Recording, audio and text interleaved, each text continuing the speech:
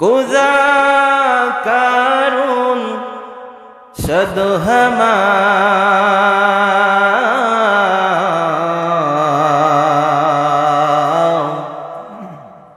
কুজাই শৌকত আজিজ শাহী কুজা তখতে সুলাইমান। এখন জাহাজ গাড়ি হাওয়ায় চলে, এটা কলেরই বিধান।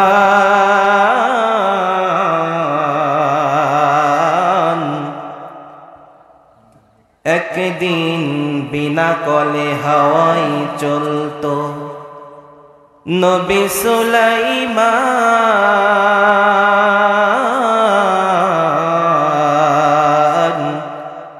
মোরা সেই মুসলমান, জিকির করুন লা ইলাহা, জবান ছেড়ে লা ইলাহা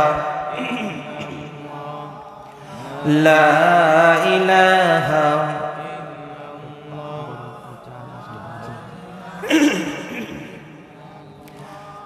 লা ইলাহা লা ইলাহা। নৌকা চলে না মাঝি ছাড়া, রিক্সা চলে না চালক ছাড়া, নৌকা চলে না মাঝি ছাড়া, রিক্সা চলে না চালক ছাড়া, দুনিয়া চলে না আল্লাহ ছাড়া, মুমিন চলে না জিকির ছাড়া। লা ইলাহা, জোরে লা ইলাহা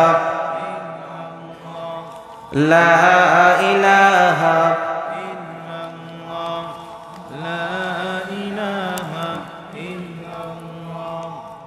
লা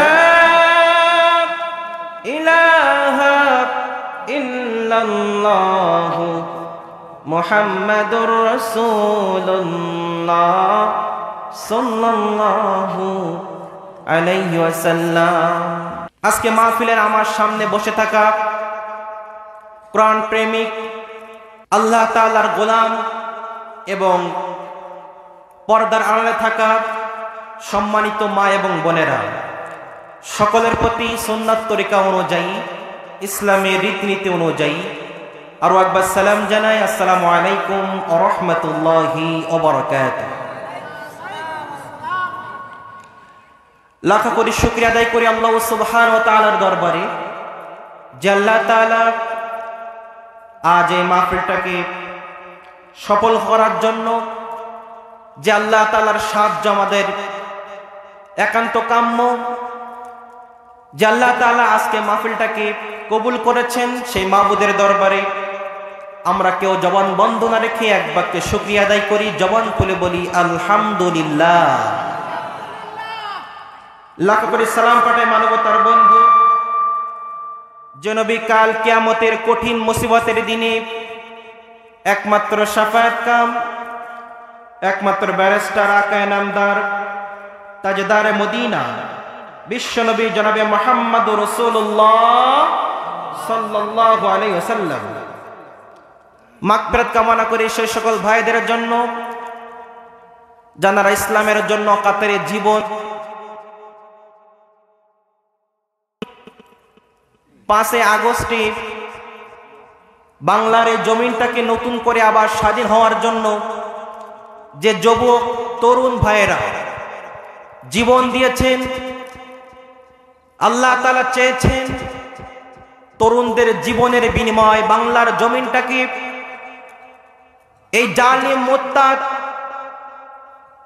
খুনি হাসিনার দস্যুরা, আওয়ামী লীগ, যুবলীগ, ছাত্রলীগ, এদের হাত থেকে বাংলার জমিনটাকে আবারও নতুন করে যাদের রক্তের জন্য স্বাধীন করেছেন, সেই শহীদের রুহের মাগফিরাত কামনা করছে। আল্লাহ তাআলা যেন তাদের কবরটাকে জান্নাতুল ফেরদাউসের বাসিন্দা হিসেবে কবুল করেন, আমরা বলি আমিন।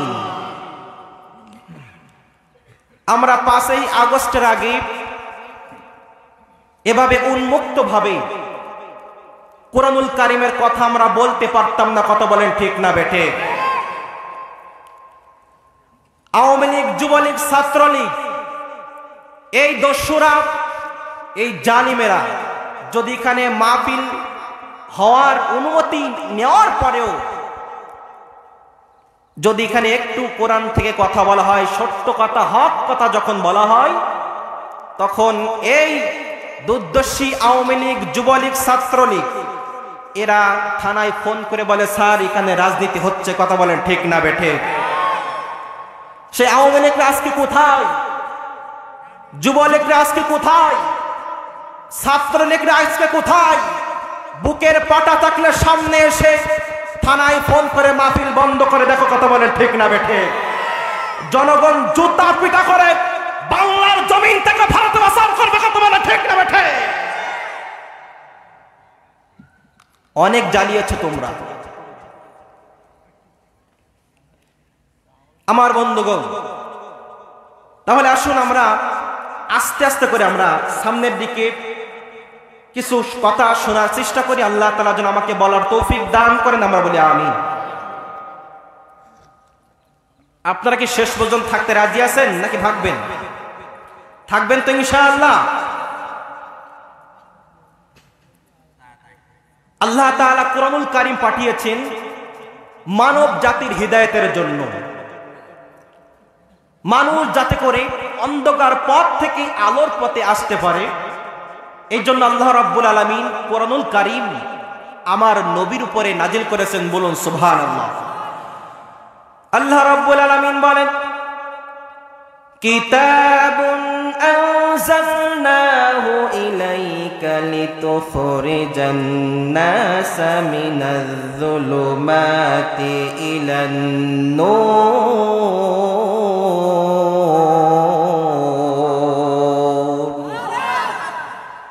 এক একটি আয়াতে কারিমা তেলাওয়াত করা শেষ হবে যখন আমি আমার শাহাদাত আঙ্গুল দিয়ে আপনাদেরকে ইশারা করব তখন, আর ইশারা করব যখন আপনারা জবান ছেড়ে আল্লাহু আকবার বলবেন, ঠিক তখন এই কর্মসূচি চলবে ততক্ষণ, আমি নেমে যাব না যতক্ষণ। রাজি আছেন যারা যারা? দুটি করে হাত দেখাই দেন তারা তারা। জোরে বলুন আল্লাহু আকবার। একসাথে আরো জোরে বলুন আল্লাহু আকবার। সিংহের মতো গর্জন করে বলুন আল্লাহু আকবার। আল্লাহ রাসূল বলেন, আল্লাহর কোন গোলাম যদি একটিবার আল্লাহু আকবারের আওয়াজ দেয়, বাইনাস সামাওয়াতি ওয়াল আরদ, আসমান এবং জমিনের মধ্যবর্তী ফাঁকা জায়গাগুলো আমার আল্লাহ সওয়াব দিয়া ভরপুর করে দেন। 21 শতাব্দীর বিজ্ঞানের নিত্য নতুন জয়যাত্রী যুগে এ পর্যন্ত এসে বিজ্ঞানের যতগুলি শাখা আর প্রশাখা রয়েছে, এর মধ্যে সর্বশ্রেষ্ঠ শাখার নাম মহাকাশ বিজ্ঞান। আমেরিকার নাসার বৈজ্ঞানিকরা দীর্ঘদিন প্রচেষ্টা করে তারা শুধুমাত্র চন্দ্র পর্যন্ত পৌঁছেছে। কসম আল্লাহর, পৃথিবীর কোন বৈজ্ঞানিক চন্দ্র পাশে যেতে পারে নাই। কিন্তু আল্লাহর কোন গোলাম যদি এই দোলাবালা জামে মসজিদ ও যুব কমিটি ও এলাকাবাসীর উদ্যোগে মাহফিলে বসে একটিবার আল্লাহু আকবারের আওয়াজ দেয়, চন্দ্র সূর্য ছাড়িয়ে সপ্তম আকাশ মাড়িয়ে সে আওয়াজটা সরাসরি আমার আল্লাহ আরশে আজিমে পৌঁছায়া যায়। কিতাবুন আনজালনাহু ইলাইকা লিতুখরিজান নাসা মিনাজ যুলুমাতি ইলান নূর।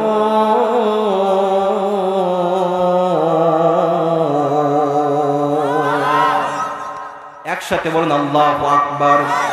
সমাধান চাও যদি জীবনে মরণে, ফিরে চাও খুঁজে নাও চোখ রাখো কোরআনে। সমাধান, ও সমাধান, সমাধান চাও যদি জীবনে মরণে, ফিরে চাও খুঁজে নাও চোখ রাখো কোরআনে। If you want a solution this dunya akhirat, go back, have a look to the holy Quran. Subhanallah বলেন। আল্লাহ তাআলা বললেন, সমাধান যদি পেতে চাও, যদি তোমরা জাহান্নাম থেকে মুক্তি পেতে চাও, যদি তোমরা জান্নাতে যেতে চাও, আমি আল্লাহ তাআলা ও নবী তোমার উপরে কোরআনুল কারীম এই জন্য নাজিল করেছি যাতে করে অন্ধকারে নিমজ্জিত থাকা মানুষগুলোকে তুমি জান্নাতের দিকে নিয়ে যেতে পারো। এই জন্য আমি আল্লাহ রাব্বুল আলামিন তোমার উপরে নবী কোরআনুল কারীম নাজিল করে দিয়েছি। কোরআন হলো হিদায়াতের গ্রন্থ। এই কোরআন যুগে যুগে জালিম শাসকেরা, জালিমরা কোরআনকে বিদায় করার স্বপ্ন দেখেছিল। কথা বলেন ঠিক না বেঠিক? কোরআনকে বিদায় করার জন্য যারাই স্বপ্ন দেখেছে, কোরআন আলার লোকদেরকে বিদায় করার জন্য যারা স্বপ্ন দেখেছে, তারা পৃথিবী থেকে ইতি হয়ে গেছে। কথা বলেন ঠিক না বেঠিক? আজও যারা কোরআনকে বিদায় করতে চাবে, কোরআনকে বিদায় করার স্বপ্ন দেখবে, যুগে যুগে ফিরাউন যেমন কোরআনকে বিদায় করতে চেয়েছিল, ফিরাউন ইতি হয়ে গিয়েছিল। নমরুদ যেমন বিদায় করতে ছিল, নমরুদ ইতি হয়ে গিয়েছিল। ফিরাউন যেমন বিদায় করতে চেয়েছিল, ফিরাউন ইতি হয়ে গিয়েছিল। খুনি শেখ হাসিনা কোরআনকে বিদায় করতে ছিল। খুনি শেখ হাসিনাকে আল্লাহ তাআলা এমন লাঞ্ছিত, অপমানিত করে বাংলার জমিন থেকে তাড়িয়েছে, গোটা পৃথিবী যতদিন থাকবে এই খুনি হাসিনার ইতিহাস বাংলার জন্য ইতিহাস হয়ে থাকবে। কথা বলে ঠিক না বেঠে? খুনি শেখ হাসিনা অনেক আমাদের জ্বালিয়ে গিয়েছে। ফিরাউন, নমরুদ, হামানের ইতিহাস যেমন থাকবে, এদের ইতিহাসও আমাদের পরবর্তী প্রজন্মরা তারা এদের ইতিহাস পড়ে পড়ে নাক ছিটকাবে আর বলবে, এমন এক মহিলা জালিম শাসক ছিল যে পালাবার সময় রান্না করা ভাত পর্যন্ত খেয়ে যাওয়ার টাইম পাই নাই। কথা বলেন ঠিক না বেঠে? আমার বন্ধুগণ, গভীরে মনোযোগ দিতে হবে।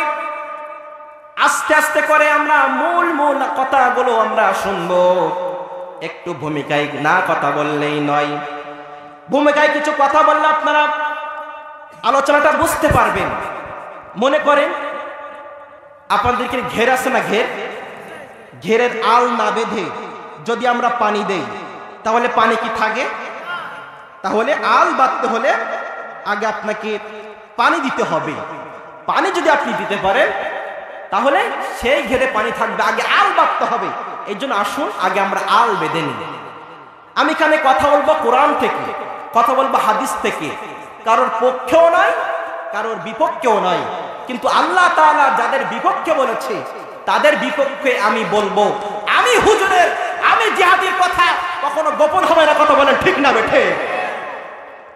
আমার বন্ধুগণ, আপনাদের এই গ্রামে এক গরু মারা গিয়েছে। শকুন উপর থেকে, শকুনের চোখটা অনেক উপর থেকে তিনি টের পায়। হঠাৎ করে শকুন বাবা, শকুন সাহেব চলে আসছে যে কোথায় গরু মরছে, গরু খাওয়ার জন্য। গরুতে ঠোক দেয়, এদিকে পিছনে কাকের উৎপত্তি, কাক গিয়ে ঝামেলা করে। যে কাক আসে শকুন উড়ে যায়। এভাবে করে মাটির তলায় ছিল ইঁদুর বাবাজি। ইঁদুর বলল, মাটির উপরে কি শুরু হয়ে গেছে, কি কেমন শুরু হয়ে গেছে। এসে দেখে শকুন বাবা গরু খাচ্ছে। কাক এসে তাড়া দেয়, আবার পালায়। ইঁদুর বাবা সঙ্গে সঙ্গে শকুনকে ডেকে বলল, তুমি থাকো অনেক উপরে, আমি থাকি মাটির নিচে, তোমার সাথে আমি একটু বন্ধুত্ব করতে চাই। বলছে কিভাবে সম্ভব? বন্ধুত্ব কিভাবে করবে? আমি থাকি উপরে, তুমি থাকো নিচে, কিভাবে বন্ধুত্ব করা সম্ভব? বলছে না, তোমার সাথে একটু বন্ধুত্ব করতে চাই। বলছে তাই? যদি বন্ধুত্ব করতে চাও তাহলে বুদ্ধি তুমি বাহির করো। বলছে বুদ্ধি আমার কাছে খুবই সোজা। তুমি শকুন, তোমার পায়ে একটা রশি বাঁধি আর আমার পায়ে একটা রশি বাঁধি, বেঁধে আমরা দুইজন বন্ধুত্ব করি। বলছে ঠিক আছে, যে কথা সেই কাজ। শকুনের পায়ে এবং ইঁদুরের পায়ে রশি বাঁধা হলো। শকুন গরু খেতে শুরু করলো। ইতিমধ্যে ওই এলাকার সবচেয়ে রাগান্বিত খেকি কুত্তা খবর পেয়ে গেল যে আমার এলাকায় গরু মরছে, আমি খোঁজ পেলাম না, এতক্ষণ কোথায় ছিলে তোমরা? তাকে খোঁজ দেওয়া হলো। দুরাত বেগে লেডি কুত্তা চলে আসলো। কুত্তার আসার মডেল দেখে, স্টাইল দেখে শকুন বলছে, এখন যদি আমি না পালাই, গরু থুয়ে আগে আমাকে খাবে। একথা শুনে শকুন আকাশে উড়াল দিল। দড়ি বাঁধা কার পায়ে? শকুন যখন উঠতে শুরু করলো, ইঁদুরের পায়ে যখন দড়ি বাঁধা, শকুন ওড়ে, ইঁদুর গাছের গায়ে বাড়ি খায়, বলে ট্যা। এ গাছের বাড়ি খায়, বলে ট্যা। ওদিক থেকে শালিক মামা ডাক দিয়ে বলে, শকুন, ওই ইঁদুর, তুমি বন্ধুত্ব করবা তোমার জাতির সাথে, তুমি কেন বেজাতির সাথে বন্ধুত্ব করেছো? কথা বলে।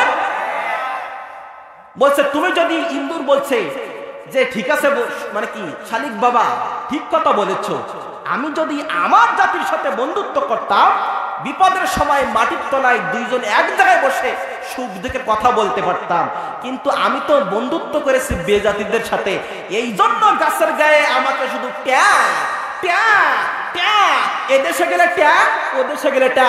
কথা বলেন ঠিক না বেঠে? আজকে বেজাতির সাথে বন্ধুত্ব করার কারণে খুনি শেখ হাসিনার কোন দেশে জায়গা হচ্ছে না। যে দাদা বাবুর কথা শুনে আলেম মেরেছে, মুসলমানদেরকে হত্যা করেছে, সেই দাদা বাবুর কোণে বসে বসে তাকে মরতে হবে। কথা বলেন ঠিক না বেঠে? আওয়ামী জননী তুমি হারনি, দাদার কাছে গেছো এটাই জানি। কথা বলেন ঠিক না বেটে? আওয়ামী জননী তুমি হারনি, দাদার কাছে গেছো এটাই জানি। দেশটাকে শুষে গেলে 16টি বছর, প্রকৃত দেশ প্রেম পাইনি কদর। ঠিক না বেটে? দেশটাকে চুষে গেলে 16টি বছর, প্রকৃত দেশ প্রেম পাইনি কদর। তুমি তো ছিলে শয়তানের নানি, তুমি তো ছিলে শয়তানের নানি, পালিয়ে গেছো তুমি এটাই জানি। আওয়ামী জননী তুমি হারনি, দাদার কাছে গেছো এটাই জানি। পালিয়ে গেছো তুমি এটাই জানি, হারিয়ে গেছো তুমি এটাই জানি। উন্নয়নের নামে মূলা ধরিয়ে, 100 কোটি টাকা নিয়ে গেলে পালিয়ে। উন্নয়নের নামে মূলা ধরিয়ে, 100 কোটি টাকা নিয়ে গেল পালিয়ে। তুমি তো ছিলে শিরা সাতচুন্নি। কথা বলা। তুমি তো ছিলে শিরা সাতচুন্নি, পালিয়ে গেছো তুমি এটাই জানি। আওয়ামী জননী তুমি হারনি, পালিয়ে গেছো তুমি এটাই জানি। তুমি তো ছিলে সেরা মিথ্যাবাদী, পালিয়ে গেছো তুমি এটাই জানি। কত বলেন ঠিক না বেঠে? আলেম ওলামার দিয়েছো ফাঁসি, মুখে বলো দিন ভালোবাসি। কত বলেন ঠিক না বেঠে? আজকে খুনি শেখ হাসিনা 1 নয় 2 শত শত আলেম ওলামাকে মানে কি মিথ্যা অপবাদ দিয়ে ফাঁসি ঝুলিয়ে দুনিয়া থেকে বিদায় করেছে। কথা বলেন ঠিক না বেঠিক? আলেম ওলামাকে ফাঁসি দিত আর বলতো আমি দিন খুবই ভালোবাসি, 5 ওয়াক্ত নামাজ পড়ি, ফজরের নামাজের পরে কোরআন শরীফ নিয়ে বসি। এই খুনি শেখ হাসিনার দস্যু বাহিনী আওয়ামী লীগ, যুবলীগ, ছাত্রলীগ বলে আমাদের নেতা কি ইসলাম মানে না, আমাদের নেতা কি ইসলাম মানতো না। ফজরের নামাজের পরেই নামাজ পড়ে কোরআন শরীফ পড়তো। আরে হারাম দাদা, কোরআন শরীফ পড়তো তো তোর ঘরে কেন মূর্তি পাওয়া গেল? কত বলে ঠিক না বেঠে? আলেম ওলামার দিয়েছো ফাঁসি, মুখে বলো দিন ভালোবাসি। তুমি তো ছিলে সেরা মিথ্যাবাদী, পালিয়ে গেছো তুমি এটাই জানি। আওয়ামী জননী তুমি হারনি, পালিয়ে গেছো তুমি এটাই জানি। কথা বলেন ঠিক না বেটে? আমার বন্ধুগণ, আপনার দিকে সবেদা গাছ আছে? সবেদা গাছে মোরগ দুপুর 2টার সময় আজান দেয়। আজান দেওয়া শুরু করলো। মোরগ 3.5 কেজি ওজনে। হঠাৎ করে বাগান থেকে শিয়াল মামা মোরগের ভয়ে শুনে ও বাগান থেকে চলে আসে। আসার পরে দেখে গাছের উপরে 3.5 কেজি ওজনের মোরগ আজান দেয়।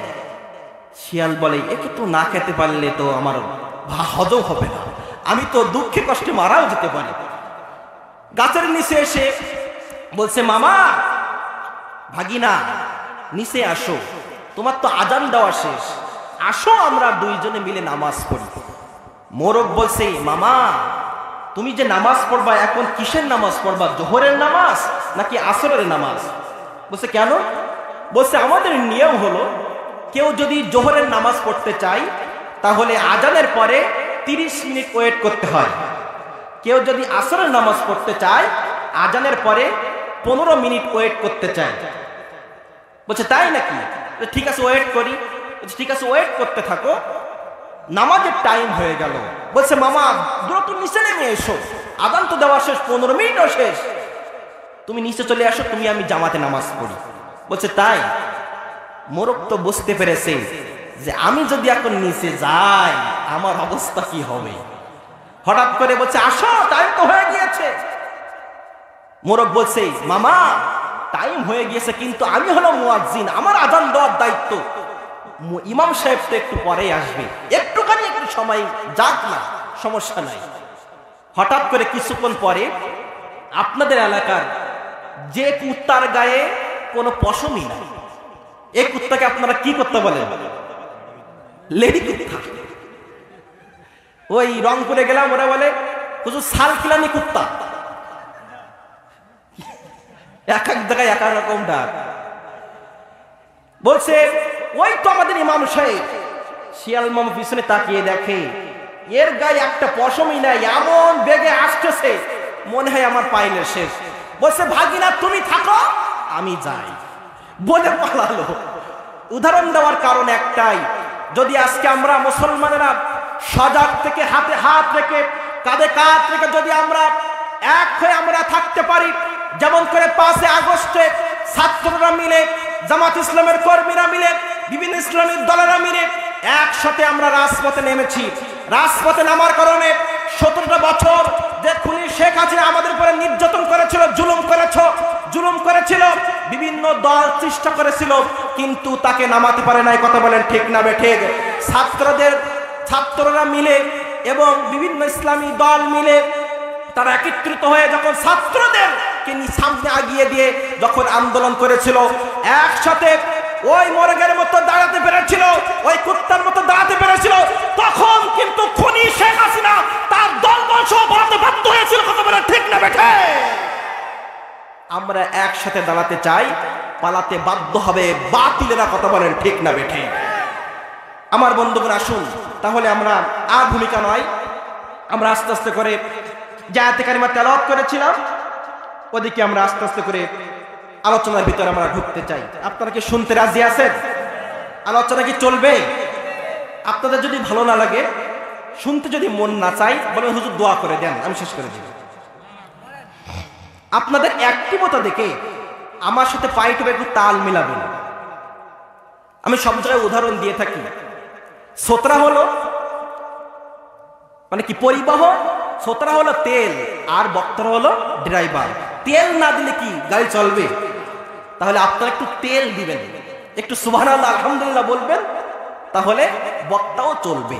যদিও আমার ভিতরে কিছু নাই, আজকে মাহফিলের সবচেয়ে মনে হয় আমি অল্প বয়সী, আমার আগে যে বক্তাগুলো আছে সবাই মনে হয় আমার উস্তাদ সমতুল্য। কথা বলেন ঠিক না বেটে? এখানে সবাই বসে আছে আমার উস্তাদ সমতুল্য, আমার বড় ভাই সবাই মানে আমার উস্তাদ সমতুল্য, সবাই বসে আছে। আমি হলো ছোট মানুষ, কিন্তু আল্লাহ তাআলা আজকে আমাকে এখানে প্রধান মানে কি আলোচক হিসেবে আল্লাহ তাআলা রেখেছেন।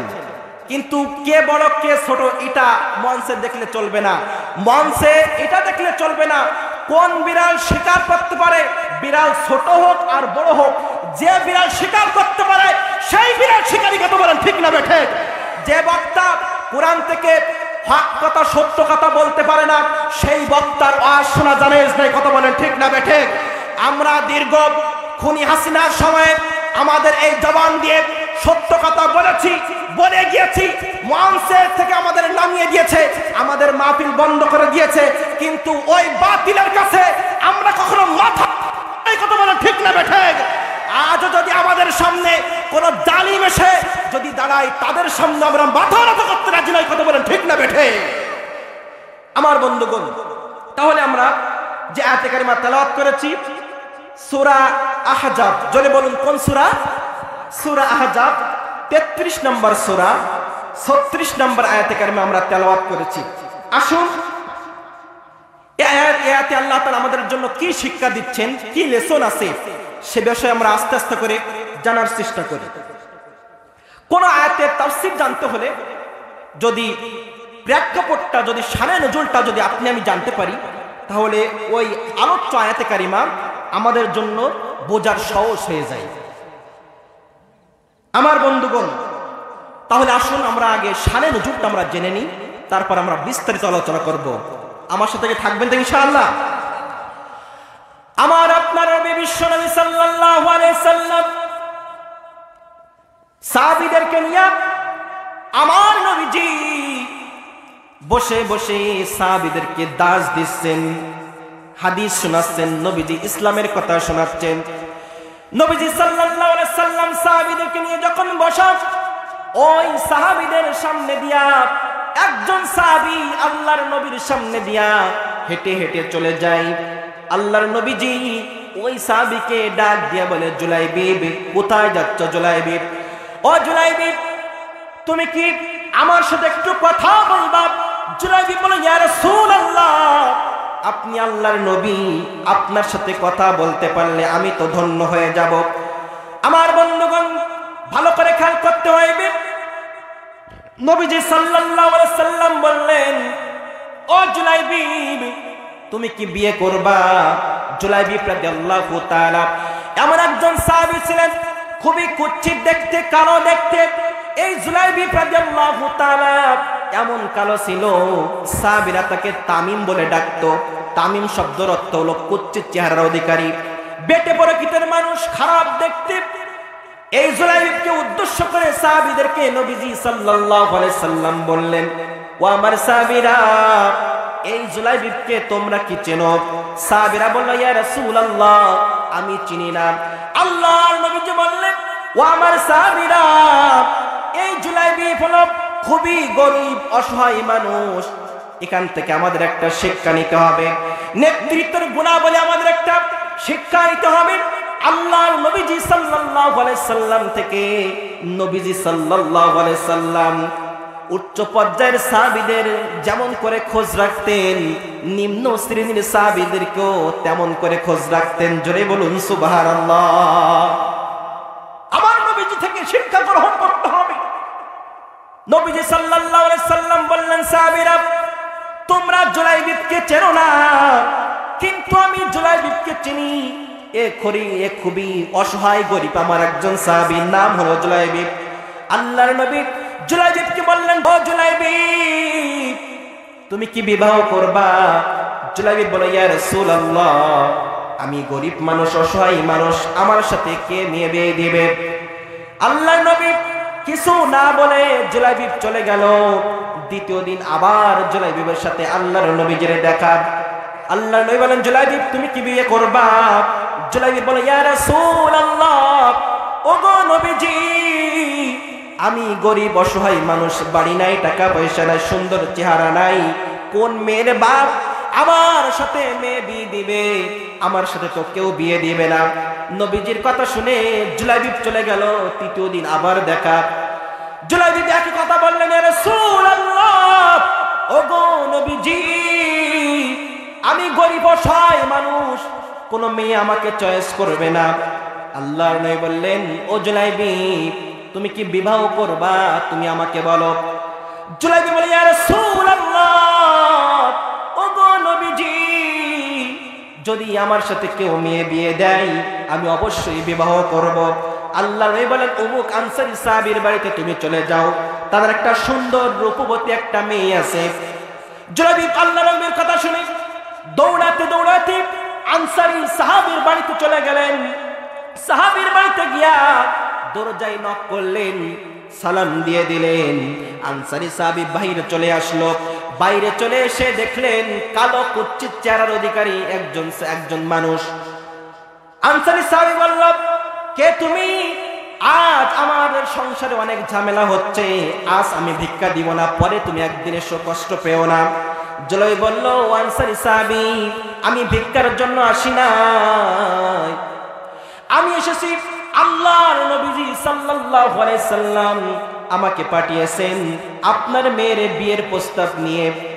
সাহাবী তখন বললেন, আনসারী সাহাবী নবীজির কথা শুনে বললেন, হ্যাঁ আমি আমার মেয়েকে আল্লাহর নবীর সাথে আমি বিয়ে দিতে চাই।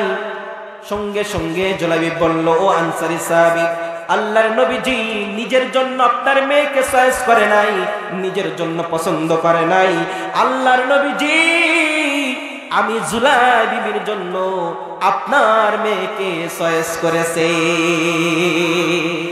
একবার জোরে বলবেন না সুবহানাল্লাহ। সঙ্গে সঙ্গে আমার বন্ধুগণ গভীর মনোযোগ দিতে হবে। সঙ্গে সঙ্গে একথা শুনে আনসারী সাহাবী একটু থমকে গেল, দাঁড়িয়ে গেল, কি বলবে কিছুই বুঝতে পারতেছে না। চেহারাটা কুৎসিত কালো, বেটে প্রকৃতির মানুষ, গায়ে ভালো জামা নাই, মনে হয় সম্পাদন নাই। এভাবে করে বলছে, একটু ওয়েট করো, আমার স্ত্রীর সাথে আমরা একটু পরামর্শ করে আসি। স্ত্রীর কাছে রুমের ভিতরে গিয়ে বলল, আমার একজন ছেলে আসছে, আল্লাহর নবী যে পাঠিয়েছে, তার টাকা নাই, পয়সা নাই, চেহারা নাই, একটার সাথে কিভাবে আমাদের মেয়েকে বিবাহ দেওয়া যায়। দেখবেন মহিলার একটু বেশি বোঝে, যখন কোনো মেয়েকে বিয়ে দেওয়ার সময় আসে, ছেলে পক্ষ যখন দেখতে আসে, খোঁজ নিতে পাঠায়, ছেলে কি করে, সরকারি চাকরি করে নাকি কি করে, দেখবেন এভাবে করে খোঁজ নাই। আজকে আমাদের সমাজে দেখবেন ছেলে 5 ওয়াক্ত নামাজ পড়ে, দিনদার পরেশগার, তার সাথে বিয়ে দিতে চাই না। যদি একটু সরকারি চাকরি করে, ঘুষও খায়, সুদও খায়, তারা বলে ছেলের চেহারা না হলে, টাকা থাকলে আমার মেয়ে বিয়ে দিব। মেয়ে বিয়ে দেয় ঠিক, 2 মাস 3 মাস 4 মাস যাওয়ার পরে আবার মেয়েকে মেরে আবার বাপের বাড়ি পাঠায় দেয়। এমন নজির আমাদের সমাজে আছে না নাই?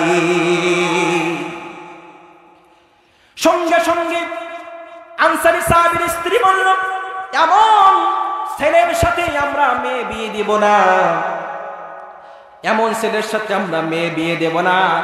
স্বামী স্ত্রীর কথোপকথন ভিতর থেকে মেয়ে শুনতে পাইল। মেয়ে যখন শুনতে পাইল, শোনার পরে মেয়ে চলে এসে বাবা আমাকে বলল, ও আমার বাবা, ও আমার মা, এত বড় সাহস তোমাদের হয়ে গিয়েছে, আল্লাহর নবীজি আমার জন্য ছেলে দেখেছে, আর তোমরা এই রায়টা ওভারটেক করতেছো, রায়টা অমান্য করতেছো, রায়টা তোমরা মানছো না, এটা তো কখনো সম্ভব না। আল্লাহর নবীজি যে ছেলেকে আমার জন্য ভালো মনে করেছে, ওই ছেলেকে আমি বিবাহ করতে চাই, আমার কোনো আপত্তি নাই। বাবা ডাক দিয়ে বলল, মেয়ে আবেগের বশতে কথা বলো না, ছেলেকে তুমি একটিবার দেখো, তুমি কখনো বিবাহ করতে চাইবে না।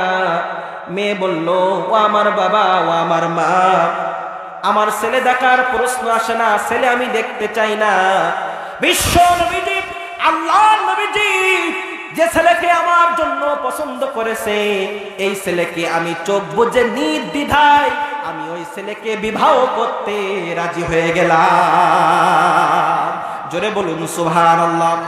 এভাবে করে বাবা যখন আমাত করলো, না কখনো বিয়ে হতে পারে না, মেয়ে সঙ্গে সঙ্গে সূরা আহজাবের 36 নম্বর আয়াতে কারিমা বাবা মায়ের সামনে তেলাওয়াত করে জানিয়ে দিলেন, ওয়া মা কানা লিমুমিনিন ওয়ালা মুমিনাতিন ইযা কাদাল্লাহু ওয়া রাসূলুহু আমরান আইয়াকুনা লাহুমুল খিয়ারাতু মিন আমরিহিম ওয়া মান ইয়াসিল্লাহা ওয়া রাসূলাহু ফাকাদ দাল্লা দালালাম মুবিনা।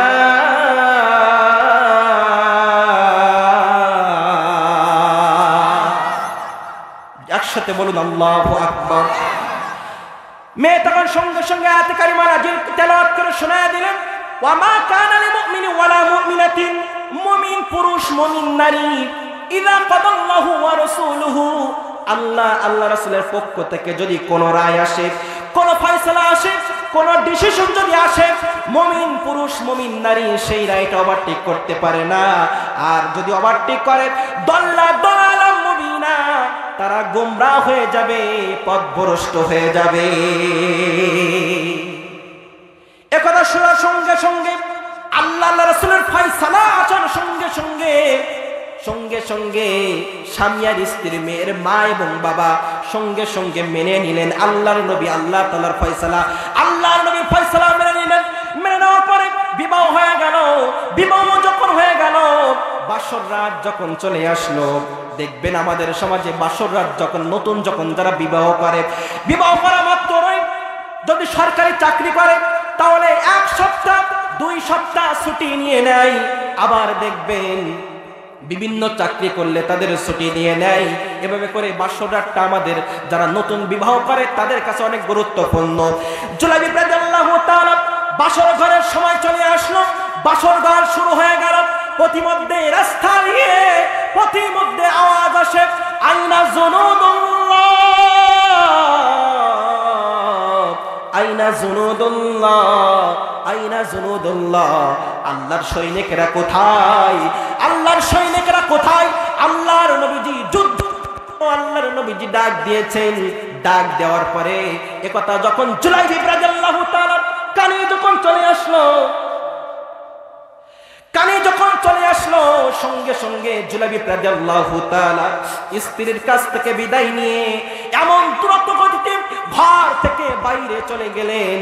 বর্ণনাকারী বর্ণনা করেন, একটা তীর থেকে তীর, ধনুক থেকে তীর টান দিয়ে ছেড়ে দিলে যত দূরত্ব গতিতে বাইর হয়, এর চেয়ে দূরত্ব গতিতে বাহির জুলাইবিব স্ত্রীর কাছ থেকে বিদায় নিয়ে এর চেয়ে দূরত্ব গতিতে জুলাইবিব রাদিয়াল্লাহু তাআলা বাহির হয়ে যুদ্ধের ময়দানে চলে গেলেন। জোরে বলুন আল্লাহু আকবার। জুলাইবিব রাদিয়াল্লাহু তাআলা যুদ্ধের ময়দানে চলে গেলেন। যুদ্ধের ময়দানে চলে গিয়ে 7 জন কাফেরকে যুদ্ধের ময়দানে হত্যা করে জুলাইবিব নিজেও শহীদ হয়ে গেলেন। শহীদ হওয়ার পরে সঙ্গে সঙ্গে যুদ্ধের বিজয় হয়ে গেল। আল্লাহর নবীজি ডাক দিয়ে বলেন, ও আমার সাহাবীরা, ও আমার সাহাবীরা, যুদ্ধের ময়দানে আমাদের তো বিজয় হয়ে গিয়েছে। কারা কারা আমাদের কোন সাহাবী শহীদ হয়ে গিয়েছে? শহীদ যখন হয়ে গিয়েছে, খুঁজতে খুঁজতে সবার লাশ পেয়ে গেল, কিন্তু একজন সাহাবীর লাশ পাওয়া যায় না, জুলাইবিবের লাশ পাওয়া যায় না। আল্লাহর নবীজি বললেন, ও আমার সাহাবীরা, আমার হাবিব কোথায়? আমার বন্ধু কোথায়? আল্লাহর নবীর সাহাবীরা বলেন, ইয়া রাসূলুল্লাহ, আপনার হাবিবকে, আপনার বন্ধুকে। সঙ্গে সঙ্গে আল্লাহর নবীজি বললেন, আসো আমার সাথে আসো। আল্লাহর নবীজি নিজেই গেলেন। নিজে গিয়ে খুঁজতে খুঁজতে জুলাইবিব রাদিয়াল্লাহু তাআলা 7 জন কাফের এক জায়গায়, আর জুলাইবিব রাদিয়াল্লাহু তাআলা তাদের পাশে শুয়ে আছে, মুখের ভিতরে ধুলাবালু। আল্লাহর নবীজি জুলাইবিবের মাথাটা উরুতের পরে নিয়া মুখের ভিতরে ধুলাবালুগুলো ঝেড়ে আল্লাহর নবীজি সাহাবীদেরকে ডাক দিয়ে বলে, ও আমার সাহাবীরা, ও আমার সাহাবীরা, এই যে দেখো আমার বন্ধু, আমার হাবিব, এই যে জুলাইবিব দেখো এখানে শোয়া, জুলাইবিব দেখো এখানে শোয়া, জুলাইবিব দেখো এখানে শোয়া। জুলাইবিব নতুন বিবাহ করেছে। যুদ্ধের কথা শুনে স্ত্রীর কাছ থেকে বিদায় নিয়ে যুদ্ধের ময়দানে চলে এসেছে। ও সাহাবীরা, তোমরা শুনে নাও, আমি জুলাইবিবের জন্য, জুলাইবিব হলো আমার জন্য। আল্লাহু আকবার। আল্লাহর নবীজি বলে, আমি জুলাইবিবের জন্য, জুলাইবিব আমার জন্য। আর কিছু লাগে? জোরে বলুন, আর কিছু লাগে? আমার বন্ধুগণ, ভালো করে খেয়াল করতে হইবে। জুলাইবিব রাদিয়াল্লাহু তাআলার মুখটা নিয়া আল্লাহর নবীজি কিছুক্ষণ পরে অন্য দিকে ঘোরায়া দিলেন। কেন ঘোরায়া দিলেন শোনার দরকার আছে না নাই? একটু আকাশ দেখে যাই, আমাকে ছুঁয়ে যেন না চলে যান, আকাশ সন্ধ্যা এখানে থাক। জুলাইবিব কেন, জুলাইবিবের চেহারাটা আল্লাহর নবীজি কেন অন্য দিকে ঘোরায়া দিলেন? আপনারা শুনে না শুনে কারা কারা যাবেন একটু হাত তোলেন। সবাই শুনে যাবেন তো ইনশাআল্লাহ? আমার বন্ধুগণ, তাহলে আল্লাহ তাআলা বললেন, ওয়ামা কানা লিমুমিনিন ওয়ালা মুমিনাতিন, মুমিন পুরুষ মুমিন নারী, ইযা কাদাল্লাহু ওয়া রাসূলুহু, আল্লাহ আল্লাহ রাসূলের পক্ষ থেকে যদি কোন রায় আসে, কোন ফয়সালা আসে, ওয়াচ্চা নাকি একটু আওয়াজ বাড়াই দাও, একটু জিকির করুন, লা ইলাহা,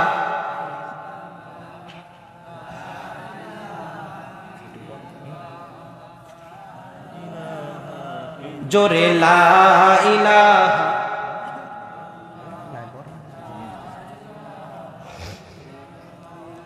লা ইলাহা লা ইলাহা ইল্লাল্লাহু মুহাম্মাদুর রাসূলুল্লাহ সাল্লাল্লাহু আলাইহি। আমরা এতক্ষণ যে কথাগুলো শুনলাম, শুনে কি বুঝলাম? আল্লাহ এবং আল্লাহ রাসূলের পক্ষ থেকে যদি কোনো রায় আসে, কোনো ফয়সালা আসে, কোনো ডিসিশন আসে, মুমিন পুরুষ মুমিন নারী সেই রায়টা ওভারটেক করতে পারে না। আর যদি কেউ ওভারটেক করে, দল্লা দলালা মুবিনা, তারা গোমরাহ হয়ে যাবে, পথভ্রষ্ট হয়ে যাবে। এখন আল্লাহ তাআলা এবং আল্লাহ রাসূলের পক্ষ থেকে যদি কোনো রায় আসে, মুমিন পুরুষ মুমিন নারী সেই রায় কি কখনো ওভারটেক করতে পারে? সবাই বলুন, পারে?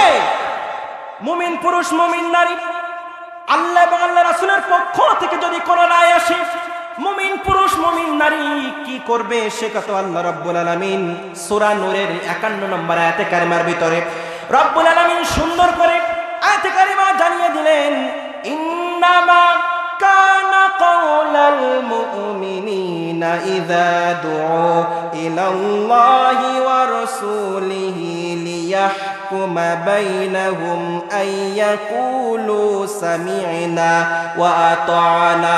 জোরে বলুন আল্লাহু আকবার।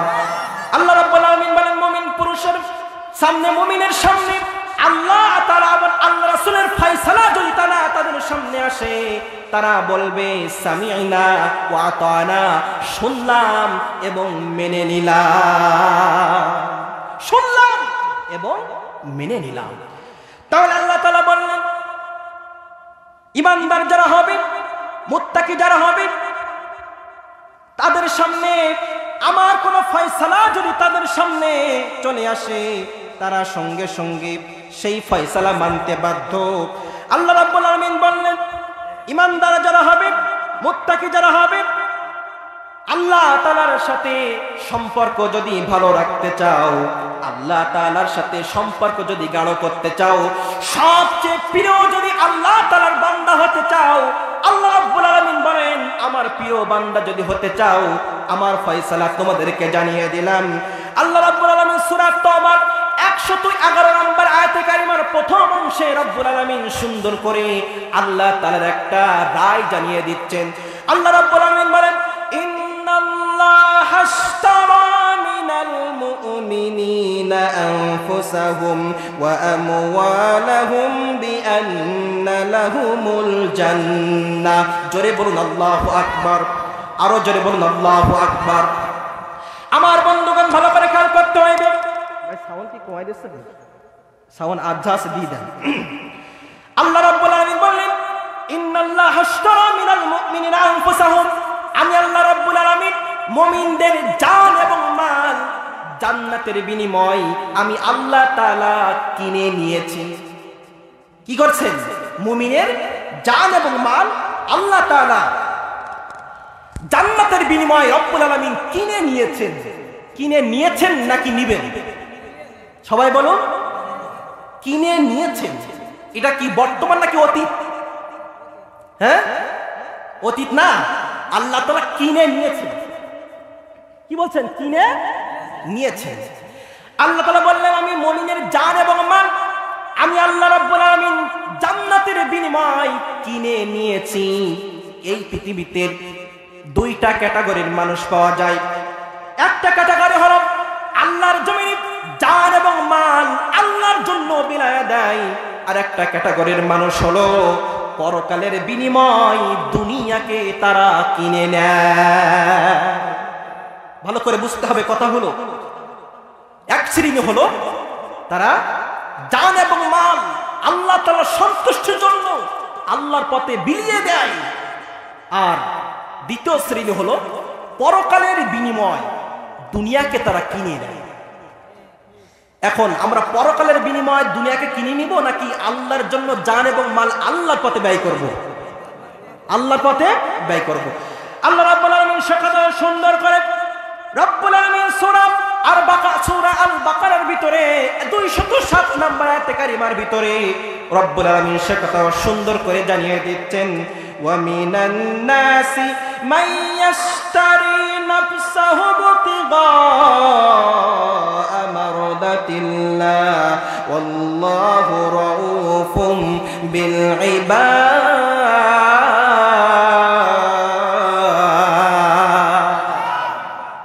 আল্লাহু আকবার বলতে কি কষ্ট হয়? তা সবাই একসাথে বলুন আল্লাহু আকবার। একসাথে বলবেন, পাতারি এত এলো পাতারি বলবেন না, একসাথে। আল্লাহ বলছেন অরাব্বাকা ফাকাব্বির, তোমরা আমি আল্লাহ তাআলার বড়ত্ব ঘোষণা করো। আল্লাহ তাআলাকে খুশি করার জন্য সবচেয়ে যে স্লোগানটা সেটা হলো আল্লাহু আকবার।